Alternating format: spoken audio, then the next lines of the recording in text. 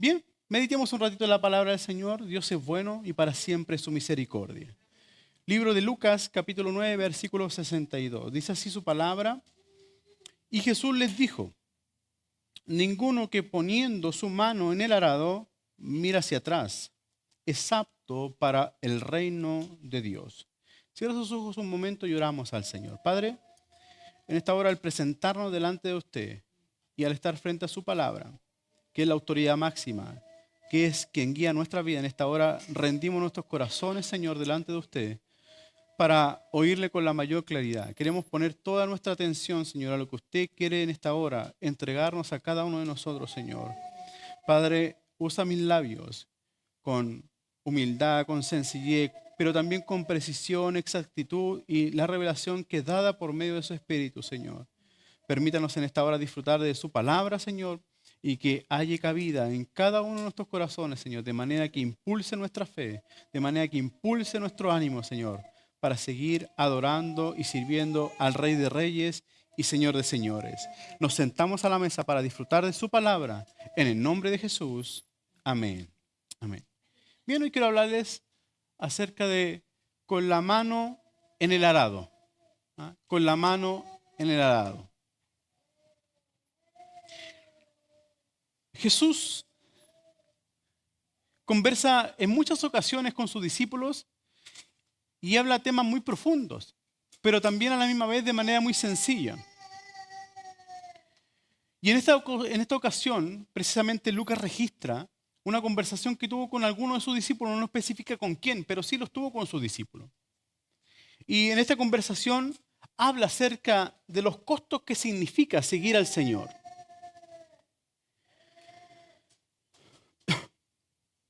Entonces, el Señor es transparente con ellos. ¿Ah? Jesús en ninguna oportunidad maquilla el costo del Evangelio. ¿Ah? Él no lo adorna, Él no le baja el perfil a ciertas situaciones, sino que Él es claro, conciso, al referirse al Evangelio. Principalmente a seguirle a Él, que eso es el Evangelio, seguir a Jesús. Entonces, Él sabe perfectamente que eso va a demandar de todo hijo de Dios, de todo creyente, un desafío constante y que también va a demandar un sacrificio.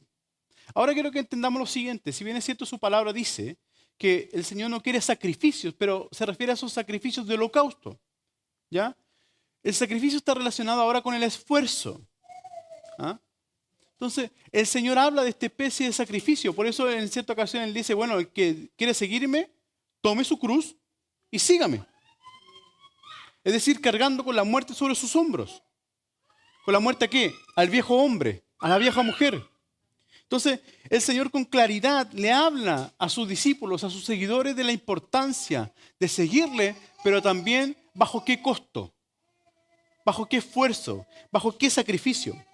Porque cabe destacar que muchas personas seguían al Maestro, pero muy pocos se habían transformado en discípulos verdaderos. Recuerde usted que grandes multitudes Él alimentó. Grandes multitudes le seguían. Él se bajaba de una barca y ahí estaban todos agolpados en la orilla. ¿Para qué? Para escuchar al Maestro. Jesús muy pocas veces estaba solo. Y cuando estaba solo, Él procuraba estar en la presencia del Señor para orar, para escoger a sus discípulos. En primera instancia, cierto que Él se aparta 40 días para ayunar y orar al Señor y estar en comunión con Dios. Y de pronto dice la palabra que por el Espíritu fue llevado al desierto y fue tentado en ese momento. Entonces, Jesús se apartaba bajo ciertas situaciones, bajo ciertas circunstancias, bajo la toma de decisiones. Pero para enseñarle, Él enseñaba a todo aquel que deseara oír. Pero muy diferente era aquellos que caminaban con Él todos los días, aquellos que se levantaban con Él, aquellos que caminaban con Él, aquellos que desayunaban con Él, aquellos que almorzaban con Él, aquellos que platicaba con ellos. Esos eran sus discípulos, que fueron 2 escogidos por Él. Uno muy diferente del otro. Discípulos como usted y como yo, que hemos decidido rendir nuestros corazones delante de Dios y ser realmente cristianos, hijos del Señor. Entonces, grandes multitudes seguían al Señor. Grandes multitudes. pero pocos se habían transformado en verdaderos discípulos o amigos del Señor. En Juan capítulo 15, versículo 14, Él dice, vosotros sois mis amigos si hacéis lo que yo os mando. Esa era la categoría o el nivel de amigo que el Señor buscaba. Algunos de sus seguidores o de las personas que andaban tras de Jesús lo seguían por interés. Otros lo seguían de curiosos. Se acercaban a Él de curiosos. ¿Se acuerdan de este hombre pequeño así, así, así?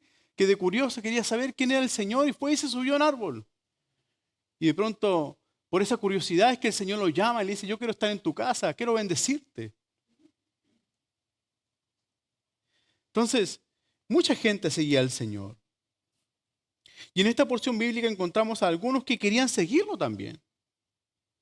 Miremos los versículos de 57 en adelante. En el versículo 57 hay uno que le dice, Señor, te seguiré a donde quiera que vayas. Y el Señor que le dice, mire, no tengo dónde reposar, le dijo. ¿Estás dispuesto a eso? Por eso yo le decía que el Señor no maquillaba el escenario. Era transparente. Porque en el Señor hay verdad. No hay mentiras. Y de pronto el Señor le dice a otro, sígueme. Uno se ofrece y le dice, yo quiero seguirte. Y a otro el Señor le dice, sígueme. ¿Y qué le dice este otro? Déjame primero que vaya y entierre a mi papá. Y el Señor lo reprende. Dice, deja que los muertos entierren a sus muertos. Versículo 61, entonces también dijo otro, te seguiré, Señor, pero déjame que me despida primero de los que están en mi casa. Y allí el Señor suelta esta palabra. Que ninguno que poniendo su mano en el arado mira hacia atrás, no es apto para el reino de Dios. Entonces, había muchos tipos de seguidores. Unos que Él llamó y otros que querían seguirlo. Pero tanto el que quería seguirlo como el que llamaba tenía que pagar un precio. Había un costo que pagar. Y el Señor lo dejaba clarito a sus discípulos. Ahora, es muy interesante lo que ocurre aquí, porque la respuesta del Señor es positiva para quienes aceptan el desafío de mantener la mano en el arado. Entonces, y repentinamente el Señor usa una analogía, porque yo les decía adelante que Jesús en su enseñanza era muy práctico, era muy claro, y usa la analogía de un agricultor en este versículo, en el 62, porque aquel que araba era el agricultor. Y se refiere acerca del requisito para todo seguidor del Señor de recibir lo que tiene relación con el reino de Dios. Porque aquí dice, si bien es cierto, dice que aquellas personas que miran hacia atrás arando no son aptos. Pero pongámonos en la vereda del frente, que aquel que mantiene la mano en el arado es apto para el reino de Dios. Y de eso quiero hablar hoy día, a través de la inspiración de su palabra, con la mano en el arado. Dile al que tiene a tu lado, mantén la mano en el arado. Mi amor, mantengamos la mano en el arado. Sí, necesitamos mantener la mano en el arado. Eso es lo que Dios quiere de nosotros. Porque corremos un gran riesgo al mirar atrás y al soltar el arado que estamos llevando. Pero cuando usted y yo mantenemos nuestra mirada al frente y seguimos trabajando para la obra del Señor, somos aptos para lo que tiene que ver con el reino de Dios. ¿Ya? Y de eso quiero platicarles esta mañana. Lo primero que quiero compartirles acerca de este versículo bíblico y esta analogía hermosa que usa el Señor es la importancia de poner la mano. Poner la mano. Esto nos habla de un servicio constante. Poner la mano significa servir a Dios. ¿Ah? El Señor usa esta gráfica acerca de las manos, que son útiles para servir, para maniobrar, para ayudar, para levantar, para sostener, para firmar. ¿Ya? Entonces, uno de los requisitos que el Señor nos pide es que pongamos la mano, es decir, que mantengamos un espíritu siempre de servicio. Que no dejemos de servir. Siendo Jesús el ejemplo principal en esta palabra. Pues Jesús, en base a lo que Él vivió y lo que experimentó hasta el último día de vida, Él sirvió no solamente a sus discípulos, sino que a toda la humanidad, hasta que expiró, exhaló su último respiro. Él estaba sirviendo a la humanidad. Entonces, Él nos enseñó con tanta claridad de que debemos permanecer sirviendo, no a uno, porque el favorecido no es uno, el favorecido es otro. Porque el servicio no me exalta a mí. Mi servicio no busca exaltación propia. Debe buscar la exaltación de Cristo y debo buscar siempre la exaltación del otro. Porque el servicio me pone por debajo de los demás. Porque cuando la Escritura habla acerca del servicio, habla y hace alusión a los esclavos. Y los esclavos estaban por debajo de sus amos. Y usted y yo somos siervos de Cristo. Y también somos servidores los unos con los otros. Yo primero. Yo debo servir al Señor. Debo servir a las personas. Tuvimos la bendición el día viernes en la tarde ir a orar por una persona que estaba con Alzheimer aquí, 2 cuadras más allá en un edificio, en el piso. ¿Qué piso era? 23, imagínense cómo estaba yo. A orar por esa persona. No lo conocíamos, pero mi hermano Diego me llamó y fuimos para allá. Si alguien en algún momento le pide oración, ore ahí mismo. Eso es servicio. Entonces, poner la mano, cuando el Señor habla de poner la mano en el arado, es porque está ejecutando una acción. Porque arar es una acción. Entonces, necesitamos comprender, amados hermanos, y disfrutar el servicio y la obra que el Señor a nosotros nos ha puesto en nuestras manos. Nada externo debe hacer menguar mi servicio. Siempre debe ser constante. Amados, ¿sabe lo que pasa? Que el que ara, tiene que arar con fuerza. Y tiene que ser constante. Si usted se frena, ¿sabe qué es lo que va a pasar? Va a costar agarrarle el ritmo de nuevo al arado. Va a costar agarrarle el ritmo de nuevo al arado. Es como decir el que empuja un auto. ¿Quién no ha quedado en panes? Yo 2 veces nomás creo que recuerdo haber empujado un auto. Siento que está detenido el auto y hay que empujarlo. Y cuesta la primera, ¿no? Pero cuando empieza el vuelo, 2, 3, y todos juntos aramos o empujamos el auto y comienza a andar solito. Y se da cuenta que cuando comienza a andar solito ya es menos el esfuerzo que uno tiene que hacer. Lo mismo ocurre cuando usted y yo estamos sirviendo al Señor. No pierda la fuerza. No pierda el gozo de servir al Señor. El Señor se merece todo de nosotros.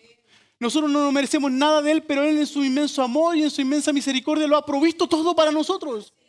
Pero Dios quiere que sirvamos, que pongamos la mano en el arado y que avancemos como iglesia y que avancemos como hijos de Dios. Porque a veces pensamos o cometemos el error de pensar de que porque el otro no lo hace, ¿por qué tengo que hacerlo yo? No, yo tengo que pensar siempre de que lo que yo estoy haciendo en este presente va a afectar a otro, que en mi entorno está. Entonces, poner la mano. El Señor desea que pongamos la mano en el arado, que no tengamos temor, porque el Señor va con nosotros, arando con nosotros, porque no estás solo sirviendo al Señor. Quizás a lo mejor hoy día te puedes sentir solo, pero el Señor tiene su mirada puesta sobre nosotros. Él está mirando lo que usted hace, lo que hace en público, pero también lo que hace en silencio, lo que usted invierte en silencio, lo que usted hace en silencio. El Señor lo tiene todo registrado en su corazón. Las oraciones que hacen silencio por los líderes, las oraciones que hacen silencio por el que está enfermo, las oraciones que hacen silencio en su casa, en su cuarto, ahí arrodillado en su casa. El Señor escucha esas oraciones y las tiene todas registradas por aquel que está pasando necesidad, por aquel que le flaquea la fe, por aquel que a lo mejor está enfermo espiritualmente. Todas las oraciones han llegado a la presencia del Señor. Todas sus oraciones. Eso es servicio.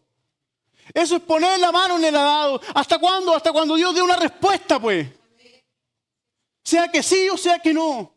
Esa será la respuesta y la voluntad de Dios. Entonces pongamos la mano en el arado.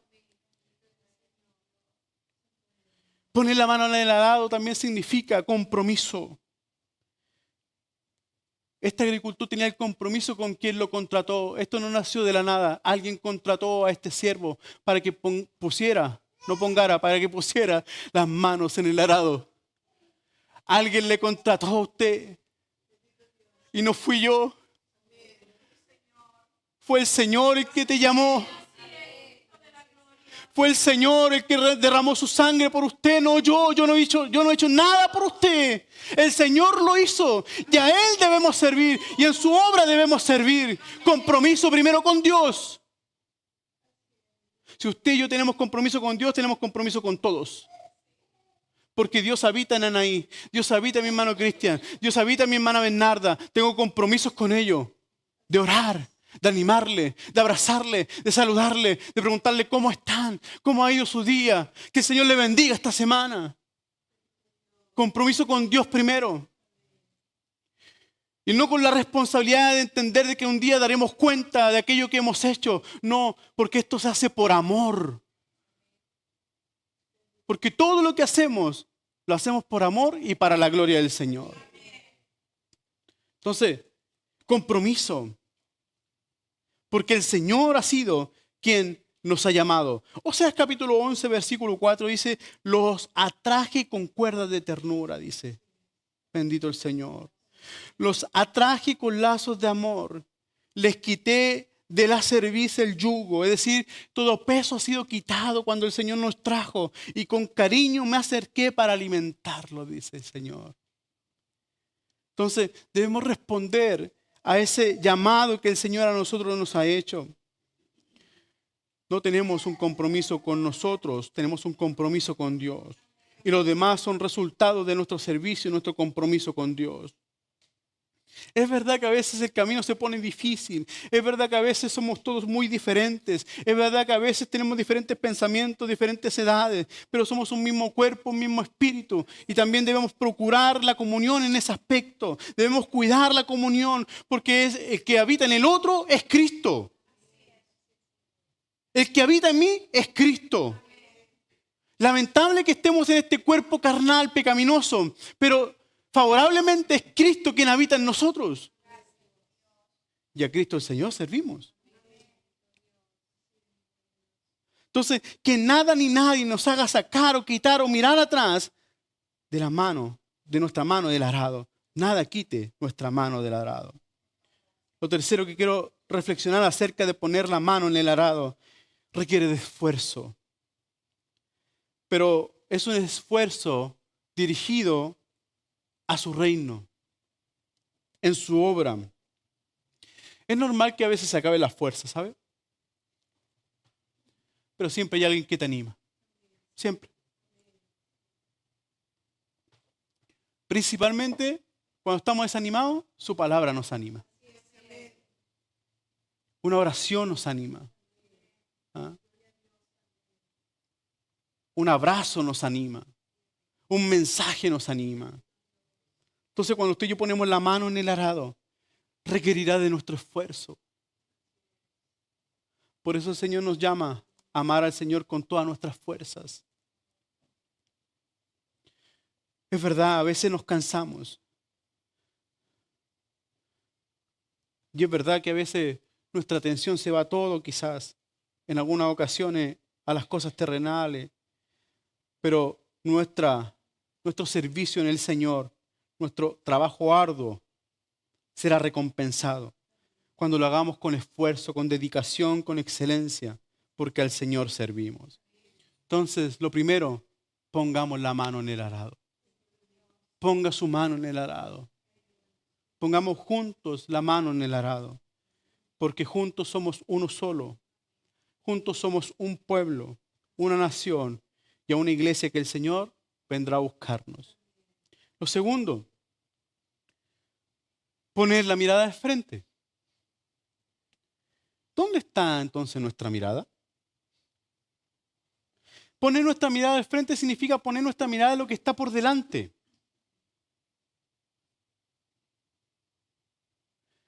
No tiene que ver solamente con algo que vemos con nuestros ojos carnales.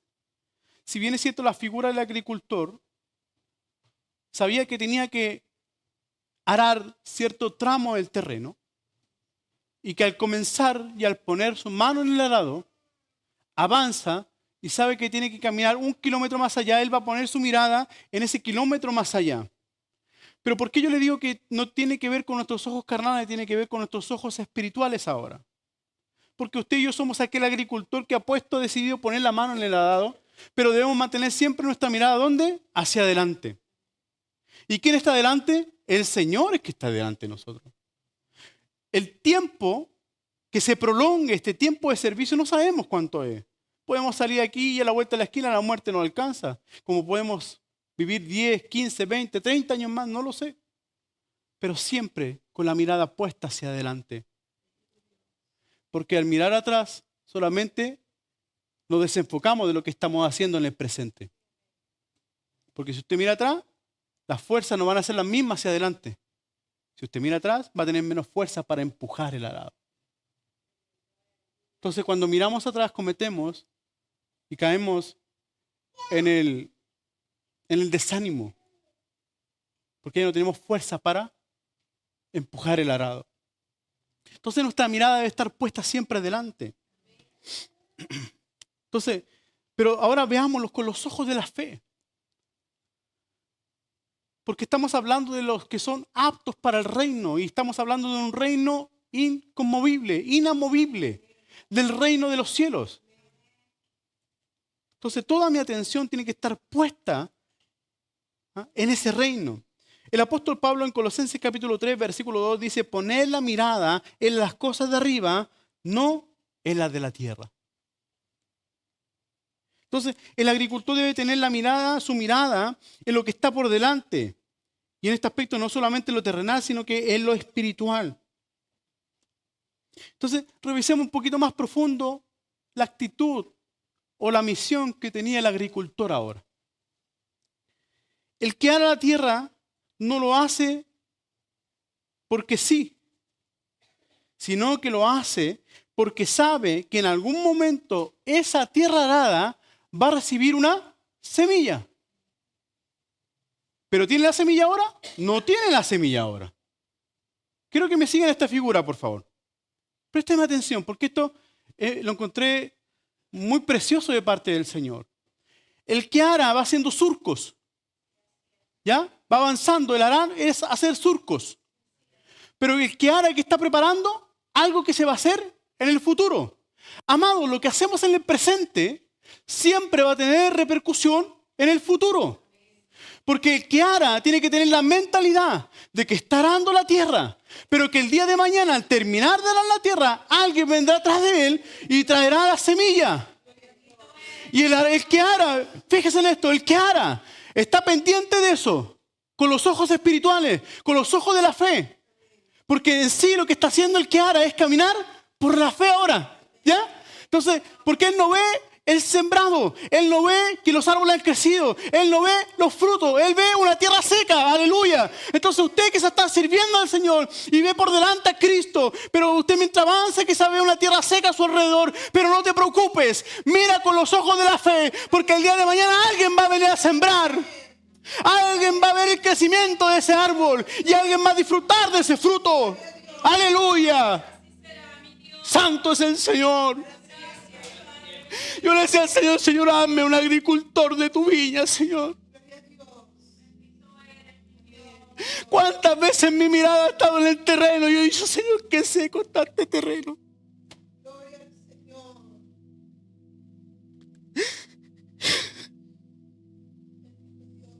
Y el Señor me sacudía esta semana.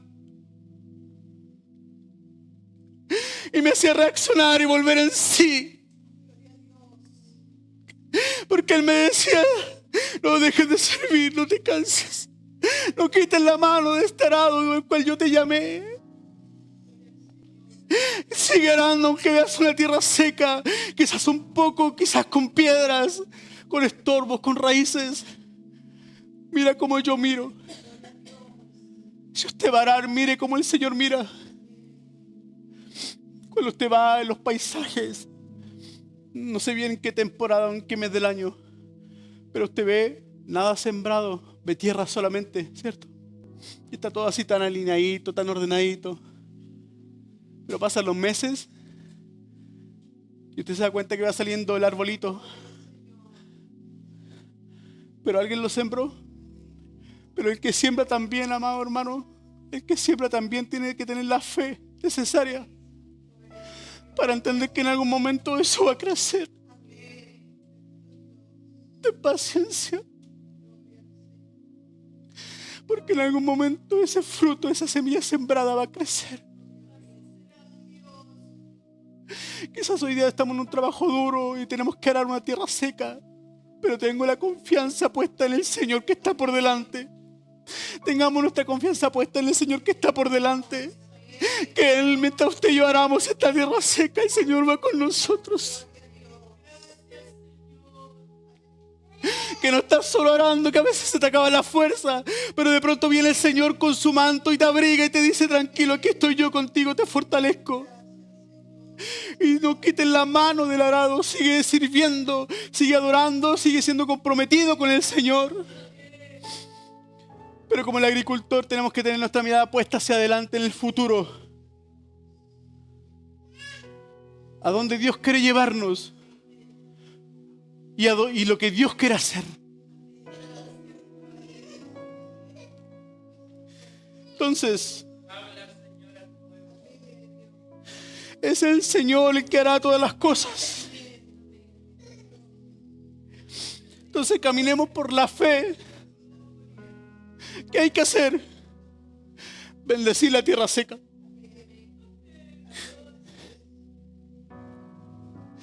El año 2010 fueron que se cambiaron a San Fernando del Campo. El año 2010, la mayoría de ustedes conoce el lugar donde vive mi suegro. Y ustedes lo ven muy lindo, con mucho pasto verde, pero ese lugar era tierra seca. Era una tierra seca. Y el pastor Colina, le decía a mi suegro, hijo, planta esto, planta lo otro. Y mi suegro obstinado dijo, no, voy a dejar que crezca solo. ¿Y qué empezó a hacer? Empezó a orar, a caminar por ahí, oraba y le decía, Señor, haz que crezca el pasto, que esto sea natural. Y tenía fe y ellos se reían de él.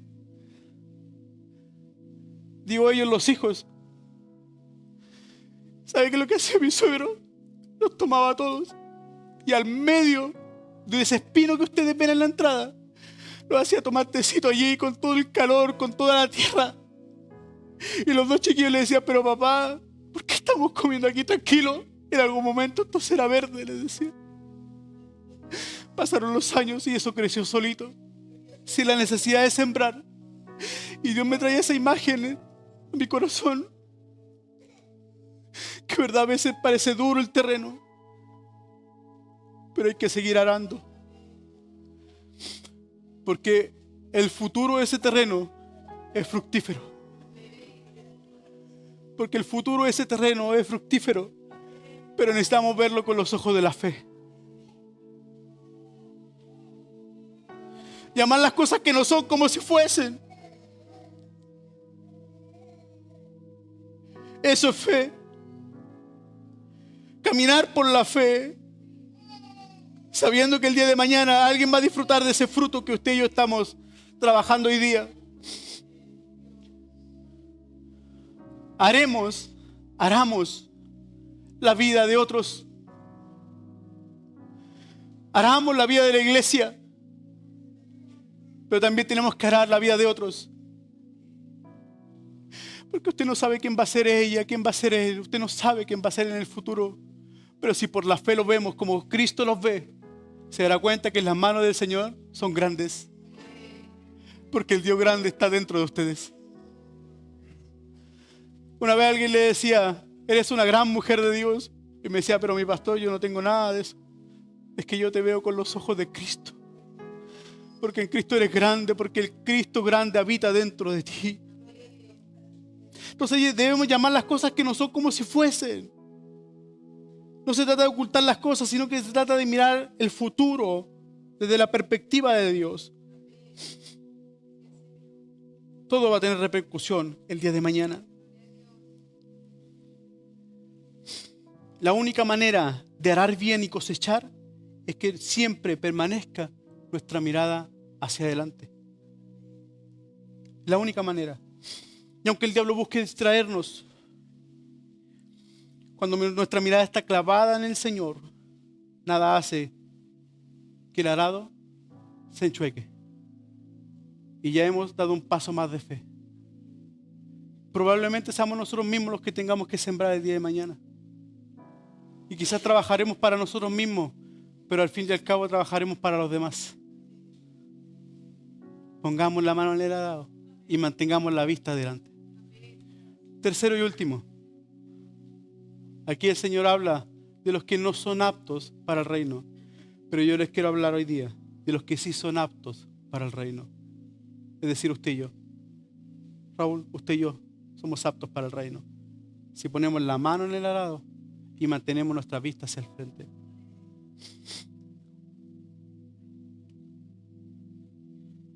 Quien sirve y quien camina por la fe es apto para el reino.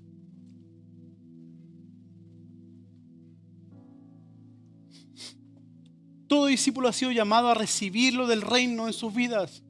El Señor dijo, el reino de los cielos se ha acercado. ¿A través de quién? De Cristo.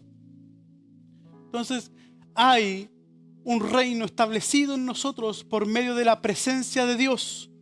Su presencia es parte del reino de los cielos. Somos aptos.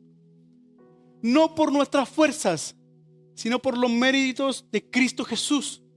Es que hoy día tenemos su presencia. Amados hermanos, el Señor ha abierto los cielos sobre nuestras vidas. Y sus bendiciones están ahí para quienes las anhelen en su corazón. Porque lo del reino es bendición. Porque lo del reino es protección. Porque lo del reino es una nueva vida y una vida abundante. Entonces, cuando mantenemos nuestra mano en el arado y miramos hacia adelante, el Señor proveerá de su compañía, de sus cuidados a nosotros. Y eso nos hace aptos en el reino. Son los resultados de ser aptos en el reino. Su protección, su cuidado. Cielos abiertos sobre nuestras cabezas. Porque el Señor jamás a usted y a mí nos dejará solos. Siempre estará allí para ayudarnos. Siempre estará allí para proveernos. Siempre estará allí para protegernos. Siempre estará allí para defenderlos. Entonces, necesitamos caminar como verdaderos discípulos del Señor. Y ser verdadero discípulo no es solamente estar aquí en la iglesia. Es orar un día lunes, es tener un tiempo de comunión con Dios el lunes, el martes, orar en familia, dar gracias por los alimentos, hablar de Jesús a otros. Eso hace un discípulo verdadero del Señor. Porque si solamente nos conformamos con congregarnos, estamos siendo religiosos. Y Dios quiere hacernos subir de nivel. Que seamos sus discípulos y seamos sus amigos. Entonces, cuando usted y yo nos hacemos aptos para recibir de su reino, es entonces cuando también recibimos respuesta a nuestras oraciones. Es decir, usted y yo no tenemos estorbos, porque usted sabe que hay estorbos que impiden que en mi oración llegue a la presencia de Dios. Mi arrogancia, mi orgullo. Pero el que sirve debe hacerlo con humildad. Y al humilde, el Señor lo mira de cerca. Pero al altivo, de lejos lo tiene el Señor. Entonces, se abre una puerta para la respuesta de Dios en nuestra vida. Cada vez que usted ore, usted verá los cielos abiertos. Cada vez que usted ore por la fe, verá que la mano de Dios se ha movido a su favor. Eso es el reino de Dios. Que cuando usted ore, los demonios van a huir de su casa. van a huir y espantarse de su vida. Que cuando usted ore se dará cuenta que el temor ya no vendrá a amedrentarlo, sino que tendrá valentía para enfrentar la vida. Porque somos aptos para el reino. Porque hemos decidido servir con humildad y poner nuestra mirada en Cristo. Entonces, usted y yo recibiremos respuesta de parte del Señor. Otra cosa que recibiremos de parte de Dios es que Dios se encargará de nuestros enemigos y nos defenderá. Porque vendrá la oposición, vendrán las guerras, las batallas, las luchas. Pero el Señor será nuestro defensor. El enemigo saldrá a amedrentarnos con nuestro pasado para enrostrarlo. Pero Juan dijo: hijitos míos, abogado tenéis para con Dios a Jesucristo el Señor. Entonces, cuando el enemigo se quiera levantar en contra suyo, tenemos que ser como el rey David. Tenemos que enfrentarlos, pero no con espada, dijo Zacarías, sino que con el Espíritu de Dios que mora dentro de nosotros.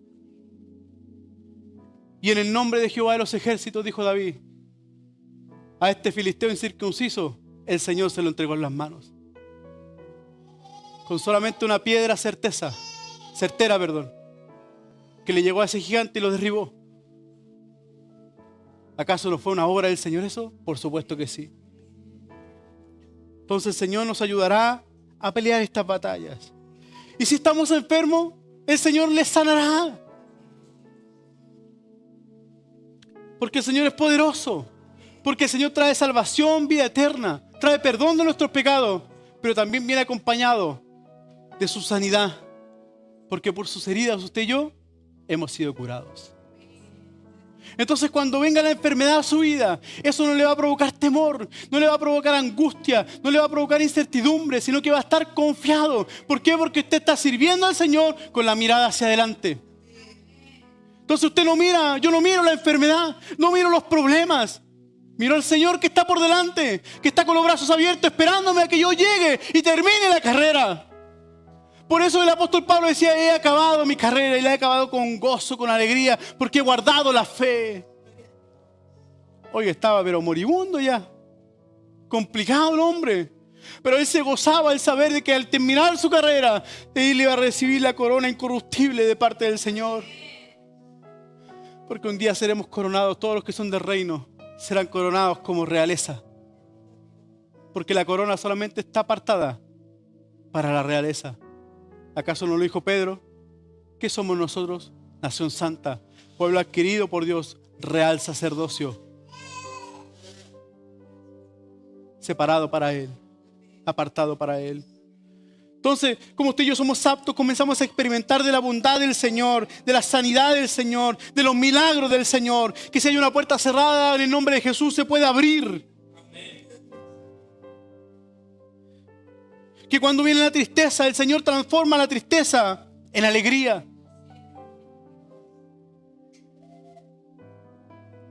Porque al salmista le ocurrió, estando triste, Él transformó esa tristeza en gozo y alegría. Entonces, su reino se establecerá en nuestras vidas si mantenemos nuestra mano en el arado y con nuestra mirada hacia el frente.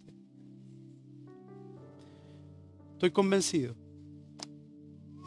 por su palabra, que Dios nos va a llevar a una temporada en que todo lo que usted y yo hagamos tendrá repercusión en el ámbito espiritual de nuestras vidas. Todo. Lo que usted haga en público y lo que usted y yo hagamos en secreto. Todo. Porque el Señor le dijo a algunos: cuando tú ores en tu cuarto, en ese lugar secreto, no te olvides que yo estoy ahí, que Dios está allí en ese lugar secreto. Y eso que tú has pedido en secreto, no te preocupes, yo te voy a honrar. ¿Dónde? Públicamente te voy a honrar. Si pedimos en lo secreto, el Señor nos recompensará en público. Por eso el salmista dice: aderezas mesas. Porque el Señor se vuelve en un anfitrión. Y Él sirve la mesa delante de aquellos que te angustiaron. de aquellos que te persiguieron, de aquellos que quizás hablaron mal de ti. El Señor pone una mesa delante de ellos y te bendice. Ahora por la fe podemos ver esa mesa servida. Quizás parece difícil de visualizarla, pero hay una mesa servida para nosotros. Pero debemos de servir, poner y disponer nuestros dones y talentos a la obra del Señor.